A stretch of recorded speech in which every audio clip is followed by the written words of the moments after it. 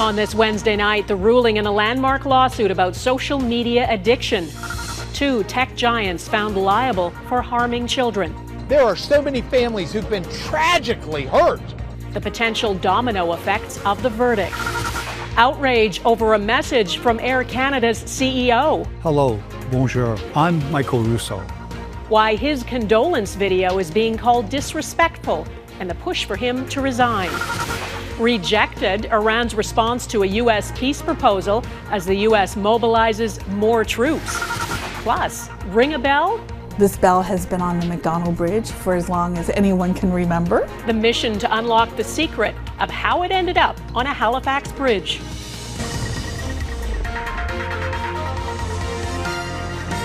Global National with Donna Friesen. Good evening and thanks for joining us. There's a verdict in a landmark trial about the addictiveness of social media. A jury in Los Angeles has found that Meta, which owns Instagram, Facebook, and WhatsApp, and Google, which owns YouTube, intentionally built addictive social media platforms. The 20-year-old woman who sued them argued her mental health was harmed by constant scrolling. She's been awarded $3 million in damages, but this verdict, along with a second one in New Mexico that found Meta endangers children, have much wider implications. They are unprecedented wins for those who have long argued tech companies know their platforms cause harm. Taria Isri has our top story tonight. Cheers erupted on the steps of the Los Angeles courthouse as the verdict came down. The complete validation of what we've been screaming on the top of roofs about for years. Parents who say they lost their children to harms caused by social media celebrated the ruling. But it was an anonymous 20-year-old woman known in proceedings as Kaylee at the center of this case, as the sole plaintiff who took on the behemoths of big tech. This is a landmark moment. It will reverberate. There are so many families who've been tragically hurt through the addiction of social media. Kaylee testified she started using YouTube at just 6 years old, Instagram at 9. She said she would spend up to 16 hours a day scrolling, and that her social media addiction led to anxiety, depression, body dysmorphia, and self-harm. The jury found it was by design, that Meta and Google, YouTube's owner, intentionally created features to hook young users. They awarded Kaylee $3 million in damages. The jury answers yes. Just a day earlier, another jury in New Mexico dealt a blow to Meta, ordering it to pay $375 million for violating child safety laws and hiding what it knew about sexual exploitation on its apps. This is an opportunity to hold them accountable for that responsibility because they are not telling the truth. If you're serving billions of people, the unfortunate reality is that some very small percent of them are going to be criminals. And we should work as hard as we can to stop that activity from happening. The back-to-back verdicts signal a turning tide against big tech and a demand for accountability. A growing number of countries, like Australia, have banned social media for children under 16. It's still not clear whether Canada will follow suit. We said all options are on the table, but certainly we're looking at all options, including those. Meta says it disagrees with the verdicts and is exploring its legal options, including appealing. But both cases will likely impact the thousands of lawsuits against the company, making their way through the courts in the U.S. and Canada. Donna? All right, Taria Isri in Montreal, thank you. Air accident investigators, including a team from Canada, are poring over the wreckage of that Air Canada plane that collided with a fire truck on the runway of LaGuardia Airport. The 2 pilots were killed and dozens of passengers were injured. As Mike Armstrong reports, the NTSB says it's going to take time to determine which of the airport's many layers of safety precautions failed. Over here. Okay. There are new images from the night of the crash taken on the tarmac. In the early photos, the plane is horizontal. Passengers started scrambling to safety. It was flat on the ground. It was as people slid down off the wing with the cockpit sheared off that the weight shifted. I wasn't sure what was happening, but the plane started going up. And I'm like, is there a machine that's propping this thing up? I didn't understand. Now, one of the pilots was a regular at this coffee shop in Peterborough, Ontario. Kenzie Gunther came in often when he was in flight school nearby, and owner Daniel Biro says after graduating, he'd still drop by with his wife or parents. When news broke about the crash Sunday, Bureau reached out to Gunther immediately, knowing he flew the Montreal to New York route. He's been shaken ever since, finding out Gunther had been in the cockpit and killed. It's important to honor people. You know, his life ended too soon, and his family deserves to know that we cared about him. The Prime Minister is also praising the pilots, saying their quick actions to slow the plane may have prevented a bigger tragedy. The U.S. Transportation Safety Board is leading the investigation, but the Prime Minister says a Canadian team is on the ground. There's full cooperation, close cooperation, working with our American colleagues to determine how this tragedy happened. Now, the aircraft has been released by NTSB investigators. Air Canada says maintenance crews already on site will, in the coming days, move the plane to a hangar. A team with the airline will then start to give passengers back personal belongings that were left on board. Air Canada says 4 people who were on the plane remain in hospital. Mike Armstrong, Global News, Montreal. We proudly live in a bilingual country, and companies like Air Canada particularly have a responsibility to always communicate in both official languages, regardless of the situation. Prime Minister Mark Carney says he's very disappointed the CEO of Air Canada chose to only speak English in a video statement he gave after those 2 Air Canada pilots died in the collision. Carney is not alone. There is a growing backlash, especially in Quebec. The flight originated in Montreal. One of the dead pilots is from Quebec, and as Dan Spector reports, the airline's CEO is being accused of showing a lack of respect. Hello, bonjour. I'm Michael Russo, President and CEO of Air Canada. This is the video that infuriated French Canada. I'm here to provide information. Just hours after the collision, the head of Quebec-based Air Canada could only muster 2 French words, bonjour and merci, in his message of condolences. Francophone Québécois pilot Antoine Forêt was killed on the flight that originated from Montreal. Many passengers and crew were French speakers. Particularly in these circumstances, a lack of judgment and lack of compassion. Prime Minister Mark Carney saying he's very disappointed in Michael Rousseau's unilingual English response to the fatal crash at LaGuardia Airport. C'est un manque de respect envers ses employés. It's a lack of respect, says Quebec Premier François Legault, saying if Rousseau still can't speak French, he should resign. Il parle pas français, il devrait démissionner. A big reason the outrage is so intense, this is not the first time. In 2021, after raising the ire of Francophones by giving a speech almost entirely in English at Montreal's Chamber of Commerce, Rousseau said he'd lived just fine in Montreal for 14 years without speaking Quebec's primary language. I've been able to live in Montreal without speaking French. That didn't go over well, with Quebec politicians expressing repeated concerns about the decline of the French language as it's surrounded by a sea of English in North America. Rousseau later apologized and pledged to learn French, but 5 years later, it would appear not much progress has been made. You should leave. You should acknowledge the fact that he doesn't have the requisite respect for Quebec society and all French Quebecers and French Canadians. He did not respect the Francophone community, and that's on him to defend. Rousseau has been summoned to testify before the House of Commons Official Languages Committee. Canada's Official Languages Commissioner tells Global News it has received at least 795 complaints about Rousseau's video. Multiple politicians are calling on Air Canada's board of directors to take a hard look at their CEO. Dan Spector, Global News, Montreal. There continues to be talk of peace talks between the U.S. and Iran, but it's hard to decipher what's really happening. There are reports of a 15-point peace plan offered by the U.S., but late today, Iran's foreign minister said his country is not negotiating with the U.S. now and does not intend to, and the exchange of messages through different mediators, he says, does not mean negotiations. Redmond Shannon reports. Working out in wartime. Speaking to Iranian TV, some of these Tehran residents say they are determined to live life as normal. This woman says she just wants the war to end as soon as possible. Iran's military accused the US of negotiating with itself to end the conflict after Iran dismissed claims from US President Donald Trump that talks had begun. However, the US has now sent Iran a peace proposal via Pakistani mediators.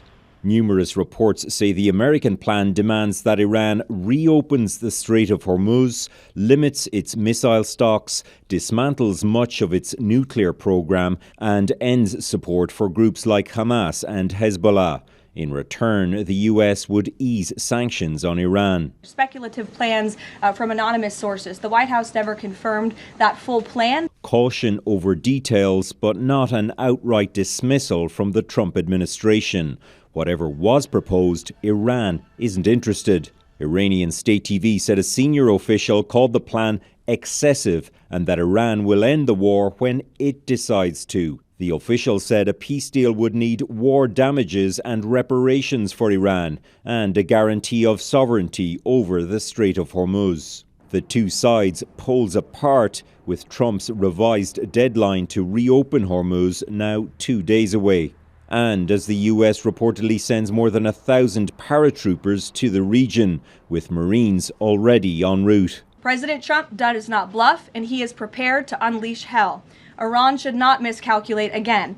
Even if the US and Iran were to speak and then agree, Israel would need to be on board too. When Israel's economy minister was asked today if his government is aligned with the US plan, he said, "Let's leave it vague." Donna? Redmond Shannon in London. Thanks, Redmond. Iraq is condemning deadly attacks targeting its military, including strikes on positions linked to Iran-backed groups. An airstrike today in western Iraq killed at least 7 soldiers and injured 15 others.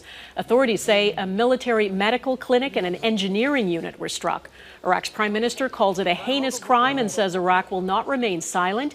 The U.S. is being blamed for the attack. It has been targeting Tehran-backed Shia militias inside Iraq. In southern Lebanon, paramedics are mourning the death of 2 of their own killed in an Israeli airstrike yesterday. Lebanon's health ministry says the 2 paramedics were hit as they drove on a clearly marked motorcycle with flashing lights. Authorities say at least 42 paramedics have been killed by Israeli strikes since March 2nd. Attention home buyers and builders. Coming up, what Ontario is doing to try to spur the construction of new homes.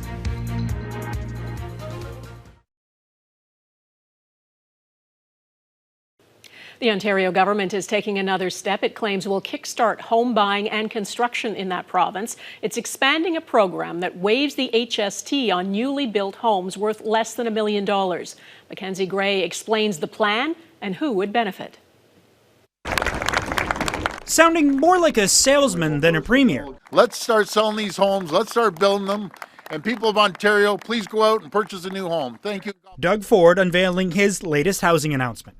No matter if you're a first-time buyer, second, or a 10-time buyer, you're getting the HST deducted, valued at $1 million or less. That changes the program, which allowed only first-time home buyers in Ontario to get the 13% HST removed from a new build. The expansion, looking to help seniors downsize, and another key group. You know, young couples who bought a condo a few years ago and they have a kid or one's coming on the way, they want to move into something larger. Real estate investors will also get new government subsidies to buy a new build as long as they rent out the unit for a year. In total, the Ontario government says it will cost them $1.4 billion, but only add an additional 8,000 new units by 2031, an average of $175,000 per home. Potentially not good value for money, according to the chief economist at the Canada Mortgage and Housing Corporation. General demand-side intervention is we need to be cautious. They tend to cost a lot, and they deteriorate affordability over time because they're bringing upward pressure on house prices. Federal housing data has shown a bounce back in affordability since 2023, but many markets in Canada remain deeply unaffordable. Fixing that a core Liberal promise in the last election. Minister Robertson, if I could ask you about the HST coming off of homes? But the housing minister wouldn't answer any of Global News' questions, including if other provinces can expect to receive similar subsidies. And the finance minister wouldn't even confirm if the Liberals had agreed to cut the federal portion of the HST in Ontario. We'll be tabling legislation shortly, and we always work very well with provinces and territories. Another potential winner from the changes, housing developers, who've long blamed high taxes for high home prices, Donna. But Ontario's premier also hopes this will make it easier for them to unload condos, thousands of which are finished, empty, and unsold, particularly in the Greater Toronto area. Okay, Mackenzie Gray, thank you. It's okay. Ahead, the dramatic move that stalled Nova Scotia's budget bill.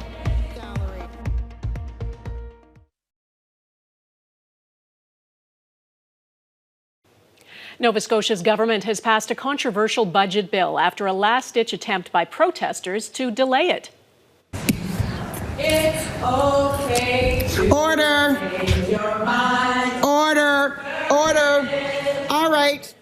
Last night, dozens of protesters repeatedly sang out, "It's okay to change your mind." The vote on the budget bill was postponed, but only until today. The government did walk back some of the proposed cuts in response to mass protests, but cuts to arts and culture programs remain. The Supreme Court of Canada heard arguments today from BC, Alberta, Saskatchewan, Manitoba, and Ontario as part of a landmark hearing on using the notwithstanding clause to shield Quebec's secularism law. They all say Section 33 of the Constitution was used correctly by Quebec. And as David Aiken reports, 4 provinces went even further. This is a case of profound significance for our federation and for the constitutional balance between the judicial and legislative branches of government. For Ontario's Attorney General, the balance now is just right, and the Supreme Court should not disturb it. But Ontario and all others except for British Columbia also argued the court should refuse requests in this case to comment on laws shielded from challenge by Section 33, the notwithstanding clause. Ontario's position is that once Section 33 has been invoked, courts should not provide opinions on whether the law would have been constitutional if that invocation had not been made. That's because a Section 33 override sunsets or ends after 5 years, with the expectation that voters can then pass their verdict at a future election. If a court weighed in with its opinion during that 5-year period, some argued the court would be inappropriately taking sides in a live political debate. Saskatchewan states that Section 33 was deliberately designed to move debates about laws invoking it out of the courtroom and into the public square, replacing a judge's gavel with a voter's ballot. As for BC, it did not see the harm, saying even when a court cannot overturn a law shielded by Section 33, the court's opinion about that law helps promote awareness. Public comprehension is also an important value, and it is for the courts to balance and weigh these factors in the particular circumstances of any given case. The court is expected to render its decision in late fall. David Aiken, Global News, Ottawa. Next, trying to solve a mystery around this 126-year-old bell.